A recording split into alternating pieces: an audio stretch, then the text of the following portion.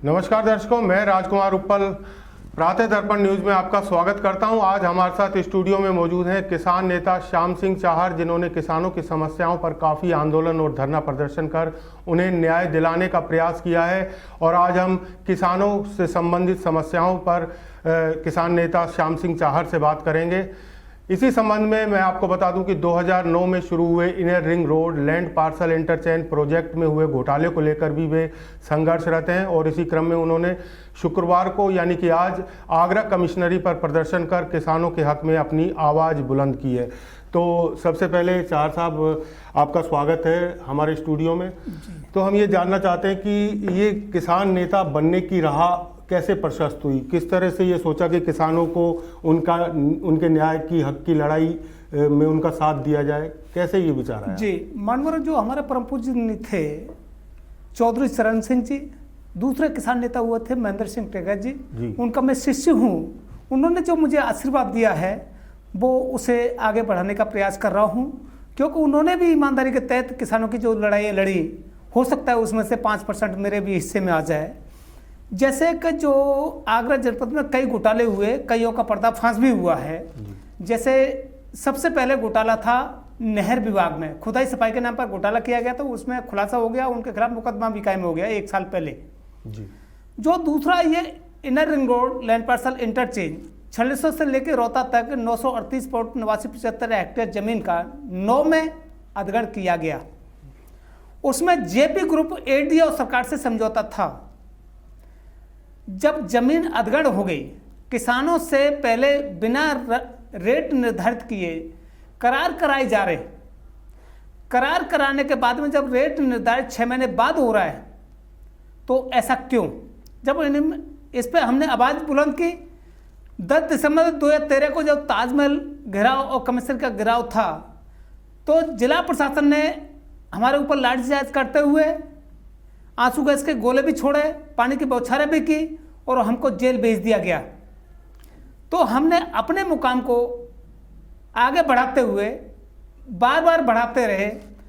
जब हमें इनके खिलाफ कुछ सबूत मिल गए, बहना में मिल गए, तो हमने इसकी सत्यता को सरकार के सामने लाए। यानी एक जिलाधिकारी से लेकर के राष्ट्रपति, प्रधानमंत्री, मुख्यमंत्री, राज्यपाल तक पत्राचार किया।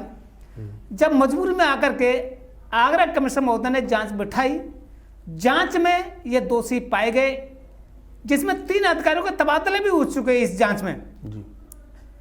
एडीएम प्रशासन नीतीश श्रीवास्तव ने 10 जून को 2019 को जो जांच का खुलासा किया, उसमें कुछ कमियां छोड़ दी। जब हमने उस पर क्वेश्चन किया, कुछ के नाम नहीं आ पाए, तो हमने क्वेश्चन किया, तो उन्होंने 2 सितंबर को फिर नाम भी खोले। उसमें उन्होंने भारी अनियमितताएं हर विभाग, जैसे कि एसएलओ, एडीए, तहसील कर्मचारियों की भारी अनियमितता को दर्शाते हुए ये साबित कर दिया कि इसमें भारी अनियमितताएं और घोटाला किया गया है। हमने कहा साहब इसमें नाम खोलते हुए इनके खिलाफ मुकदमा दर्ज किया जाए, परंतु उन्होंने मुकदमा दर्ज नहीं कराया, क्योंकि उनके सीनियर अधिकारी हैं, जिसमें कमिश्नर और डीएम फंस रहा हो, जिसमें सांसदों के परिवारिक जन फंस रहे हों, क्या जिलाधिकारी की हिम्मत नहीं कि उनके खिलाफ मुकदमा कायम बिल्कुल सही कहा आपने। आपको बता दें कि 2009 में इस प्रोजेक्ट के तहत भूमि अधिग्रहण हुआ था, जिसके तहत 16 गांव के 5000 किसानों की 938.8975 हेक्टेयर भूमि अधिग्रहित की गई थी, जिसमें छलेसर से लेकर रोहता और जखोरा गांव तक के किसानों की जमीनें शामिल हैं। 2010 और 11 में धारा 17/6 में प्रशासन ने इमरजेंसी घोषित कर किसानों की ज़मीनों को जबरन हथियाने का प्रयास किया और खसरा खतौनी से किसानों के नाम भी काट दिए। बस तभी से श्याम सिंह चाहर ने अपना संघर्ष शुरू किया और किसानों को उचित मुआवजा मिले, इसके लिए वे आज तक संघर्षरत हैं। तो आप जिस राह पर चल रहे हैं किसानों को उनको उचित मुआवजा, उनका न्याय दिलाने के लिए, क्या लगता है कि आगे आने वाले समय में आपका ये बिल्कुल सही साबित होगा फैसला? जब मेरे माँ बाप ने, मेरे परिवार ने, मेरे गांव वासियों ने ये कह दिया सत्यता की लड़ाई लड़ना है, जब मैंने ये उनके निवेदन लेकर के उनका निवेदन स्वीकार किया है, अपने गांव का, अपने क्षेत्र का, अपने आगरा जिले का मान सम्मान को कहीं गिरवी नहीं रखूंगा जी। जिसमें कुछ किसान नेता भी अधिकारियों के पक्ष में चले गए, तो मुझे कोई दुख नहीं, मरता क्या नहीं करता। हमारा तो ये है कि जब इन्होंने ये इमरजेंसी लगाई, इमरजेंसी कानून कहता है कि किसानों को 80% भुगतान कर देना चाहिए, इन्होंने 1 रुपया नहीं किया। जब 2010-11 में जब करार हो गए, 2013 में जाकर के 2 साल बाद कुछ किसानों को ये मुआवजा दे रहे हैं, तो उनको इन्होंने मुआवजा दिया तो उन्हें ब्याज सहित देना चाहिए, अन्य योजना को लाभ भी देना चाहिए। बिल्कुल, यानी कि अधिकारियों की शुरू से ही मंशा थी कि इस जमीन में किसानों को किस तरह से किसानों को बेवकूफ़ बनाया जाए, उनको उनसे किस तरीके से पैसा निकल सकता है। तो ये शुरू से ही कुछ इस तरह की आधारशिला पर चल रहे थे। क्या लगता है? जब किसानों ने आंदोलन किए हैं तो सरकार ने और जिला प्रशासन ने किसानों को फुटपाथ पर लाने के लिए तोड़फोड़ की राजनीति की है जी। पहले अंग्रेज थे, उन्होंने देशों पर गुलामी के कगार पर लाए। जो गोरे अंग्रेज तो चले गए, अब काले अंग्रेज आ गए। इन्होंने भी किसानों में तोड़फोड़ करके अपनी राजनीति को आगे तक बढ़ाना चाहते हैं। जब किसानों को 648 रुपये वर्ग मीटर का मुआवजा इन्होंने निर्धारित 2011 में कर दिया, सोल्जर बोर्ड की बैठक में कमिश्नर की अध्यक्षता में जो मीटिंग हुई थी उसमें कर दिया।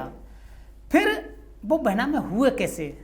बहना में हो गए तो उसमें भी राइस की हानि की गई, जिसमें कि स्टैंप चोरी भी की गई, करोड़ रुपए के स्टैंप चोरी भी किया गया है। इसमें मुझे उम्मीद है, परमात्मा का विश्वास है, इसमें 1 अरब से अधिक का घोटाला सामने आएगा। जब इसमें 3 जांचें हो गई, तीनों जांचों की फाइनल रिपोर्ट जब कमिश्नर महोदय के पास में 4 महीने से आकर के टिकी हुई है, कमिश्नर महोदय ने 3 बार जिलाधिकारी से अभिमत मांगा गया। अभिमत के तहत उन्होंने अपना अभिमत भी अवगत करा दिया, परंतु कमिश्नर महोदय उस फाइल को दबा के बैठे हैं। क्यों बैठे हैं?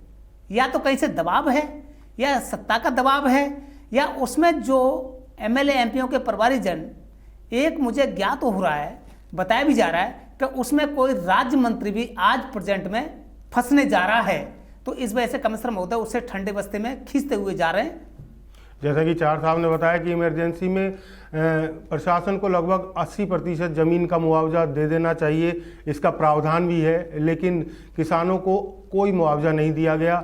और आपको बता दें कि एडीए और जेपी ग्रुप की साठगांठ और मिली भगत के चलते सैकड़ों किसान आज भी मुआवजे की मांग कर रहे हैं।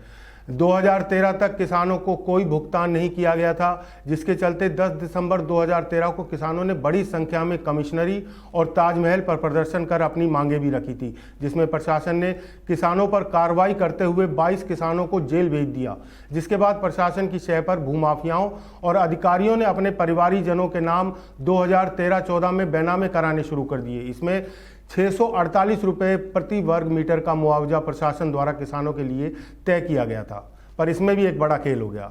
जैसा कि चार साहब ने बताया कि इस दौरान अधिकारियों और उनके जनप्रतिनिधियों ने अपने चहेतों को 2013-14 में जमीनों के कुछ फर्जी बैनामे करा दिए, जिसके 1 महीने बाद ही फर्जी बैनामा कराने वाले बैनामा धारक अपनी जमीन को 1288 रुपये प्रति वर्ग मीटर से लेकर 1902 रुपये प्रति वर्ग मीटर तक का मुआवजा सरकार से इन्होंने प्राप्त कर लिया। और जैसा कि चार साहब ने बताया कि इसमें स्टाम्प घोटाला भी हुआ और काफ़ी कुछ घोटाले हुए, जिसकी आज तक ये जांच की मांग कर रहे हैं। जांच भी हो चुकी है, कमिश्नर के पास जांच पड़ी है, लेकिन कमिश्नर उसे दबा कर बैठे हैं। और वहीं ये देखा जाए कि जहां अधिकारियों और जनप्रतिनिधियों की निकल पड़ी, तो वहीं अब किसान अपने आप को एक ठगा सा महसूस कर रहे हैं। क्या लगता है कि ये आपके साथ जो हुई है एक तरह की ठगी या धोखाधड़ी है? वो तो सरासर, जब देश के अंदर राजनीतिक लोग जो सत्ता पक्ष में आ जाता है, चाहे मेरा परिवार आ जाए, वो भी अन्याय करता है गरीब जनता और किसानों के साथ में। जैसे कि हमारी दूसरी मांग भी ये चली कि जिन किसानों को अभी 4 गांव के किसानों को न तो मुआवजा मिला, आज भी उनका भौतिक कब्जा, किसान अपनी जमीन पर फसल बो रहा है। और जब जियो में लिखा है, सरकारी मानक में लिखा है कि किसान की जमीन पर भौतिक कब्जा 5 साल के अंतर्गत हो जाना चाहिए, यानी 1894 एक्ट, 2013 के एक्ट में 7 वर्ष, जो कि इसको 11 वर्ष हो चुके जी। न तो सरकार उस पर भौतिक कब्जा ले पाई। तो हमारी तो मांग ये है कि जिन किसानों को आज तक जमीन पर काबिज हैं, उनको नई नीति का यानी 4 गुने का भुगतान किया जाए। जिन किसानों को 2 साल बाद इन्होंने पैसा दिया है, उनको भी नई नीति के तहत लाया जाए। अगर नई नीति के तहत उनको नहीं लाते हैं, जो अन्य योजनाओं का लाभ है, उनको 2 वर्ष का जो ब्याज है वो भी किसानों को देना अनिवार्य होगा। जो दोषी अधिकारी हैं उनके खिलाफ बर्खास्त करते हुए उनको जेल भेजा जाए, क्योंकि मोदी जी, योगी जी कहते हैं कि देश में भ्रष्टाचार मुक्त कराएंगे, परंतु महोदय जी आपको भी हमने सैकड़ों बार पत्राचार किया है, परंतु आज तक आपने छापे तो बहुत पड़वाए, परंतु आज तक आपने कोई जेल नहीं भेजा। इसका मतलब कि कुछ गड़बड़ आपकी तरफ भी जा रहा है। इसको भी आप देख लीजिए कि अगर किसानों के हित में आप वायदा करते तो उससे भी पूरा कीजिए, जो दोषी है उसके खिलाफ कार्रवाई कीजिए। चार साहब, होता यह है कि जिस विभाग में जांच जाती है विभागीय अधिकारी वही जांच करते हैं और वो अपने को बचाने का प्रयास करते हैं कि कहीं मेरे विभाग का अधिकारी फंस गया या कर्मचारी फंस गया तो शायद मेरा नाम ना ले ले, या कुछ और वजह भी रहती है कि मेरा जो है विभाग बदनाम ना हो। क्या आपको लगता है कि कुछ बचाने का प्रयास भी किया गया? मानव प्रयास तो बार बार कर दिए जा रहे हैं। जब इसमें जांच शुरू हुई, जब भी 3 अधिकारियों को ट्रांसफर करा दिए, किसी अधिकारी के पास में गई, उसने खोल के देखा, तुरंत ट्रांसफर। ये तो मजबूर में जिला प्रशासन को करानी पड़ी, जब बहुत ज्यादा दबाव कमिश्नर साहब के पास में आ गई तो इसमें भी दबाव आ रहा है। हमारी तो मांग यही है, कमिश्नर साहब इसका खुलासा कर दो अगर किसानों की जिंदगी देखना चाहते हो तो। आज जो किसानों ने जो प्रदर्शन किया घुटनों के बल सड़क पर लेटकर, जो कि पिछले साल सितंबर के महीने में किया गया था, जिसमें डिप्टी सीएम दिनेश कुमार जी भी आए थे, उन्होंने भी आश्वासन दिया था कि 1 महीने में इनके खिलाफ कार्रवाई करते हुए जेल में होंगे, तो 1 साल से अधिक हो गया, जिसमें दोनों सांसद भी थे जो आश्वासन में, एक राज्य मंत्री जीएस धर्मेश भी थे, 4 विधायक थे, परंतु साहब चोर चोर मौसेरबाही है। ये किसका भला करेंगे? किसानों का तो ये भला करने की उम्मीद बहुत कम है। हमें तो ये है कि इस जांच को तुरंत खुलासा करते हुए इनके खिलाफ मुकदमा कायम करते हुए इनको जेल भेजा जाए, अन्यथा नहीं ये करते हैं 10 दिन के अंदर तो फिर अशोक होटल, जो पहले अशोक होटल था 1.5 किलोमीटर दूर है, वहां से सैकड़ों की संख्या में फिर किसान लेट के प्रदर्शन करेगा। अगर बीमार होता है, अगर कोई जनहानि होती है, तो आगरा मंडलायुक्त अनिल कुमार जी और यूपी के सीएम साहब दोषी होंगे, क्योंकि इन्होंने भ्रष्टाचार मुक्त यूपी को कहा है, तो भ्रष्टाचार आगरा ही नहीं मुक्त हो पा रहा है, क्योंकि आगरा में कहीं कोई घोटाला, कहीं कोई घोटाला, कहीं कोई घोटाला, घोटाले की ही सरकार बनती जा रही है। तो इसको तो सीएम साहब को अपना पीछा छुड़ाना पड़ेगा। तो जैसा कि चार साहब ने बताया कि आज भी इस संबंध में उन्होंने कमिश्नरी तक घुटनों के बल वो गए हैं और उन ज्ञापन दिया है कमिश्नरों को।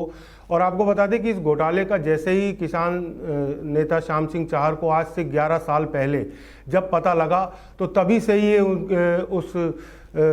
इस घोटाले की जांच की मांग कर रहे हैं और तभी से ही उन्होंने इसकी मांग उठाई। हालांकि आपको बता दें कि इसकी जांच एडीएम प्रशासन, सिटी मजिस्ट्रेट और एडीएम सिटी द्वारा की गई है, लेकिन इस जांच रिपोर्ट में आपको बता दें कि कई अधिकारियों और कर्मचारियों के अलावा 3 सांसदों की पत्नियां, 4 विधायक और 1 राज्य मंत्री सहित अन्य नाम उजागर हुए हैं।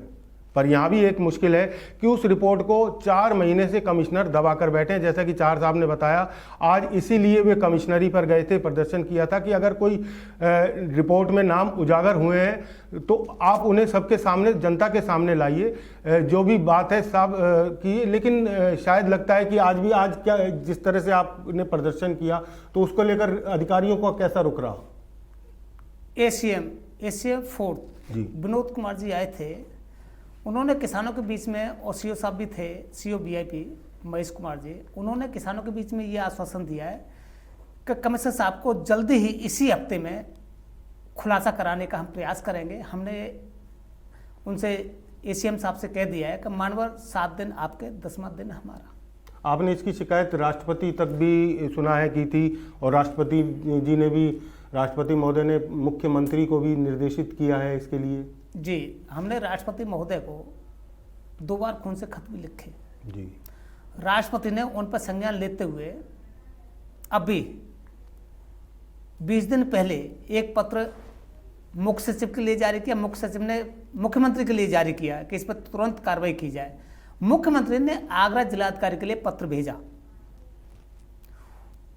अब पत्र का जवाब इन्होंने दिया न दिया, वो जवाब हमारे तक नहीं है। जब देश के महामहिम राष्ट्रपति को ये गुमराह और प्रधानमंत्री को गुमराह कर सकते हैं तो किसानों को क्यों नहीं? क्योंकि गुमराह करने का इनका काम है। अगर एक चोर फंसेगा तो वो 10 का नाम लेगा। बिल्कुल। बहरहाल किसानों को उनका हक दिलाने के लिए संघर्षरत श्याम सिंह चाहर ने अब बीड़ा उठाया है कि जब तक किसानों को उनकी जमीन का उचित मुआवजा नहीं मिल जाता तब तक, और जब तक दोषी अधिकारी कर्मचारियों को उनके अंजाम तक नहीं पहुंचाया जाएगा तब तक उनका संघर्ष जारी रहेगा। आप हमारे स्टूडियो में आए, आपका बहुत बहुत धन्यवाद। सर, आपके स्टूडियो, आपके सभी साथियों को बार बार बधाई के पात्र है, क्योंकि आप किसानों की आवाज़ को बुलंद कर रहे हैं। इसके लिए आपका जितना सराहना की जाए उतनी ही कम है। Thank you. नमस्कार साहब।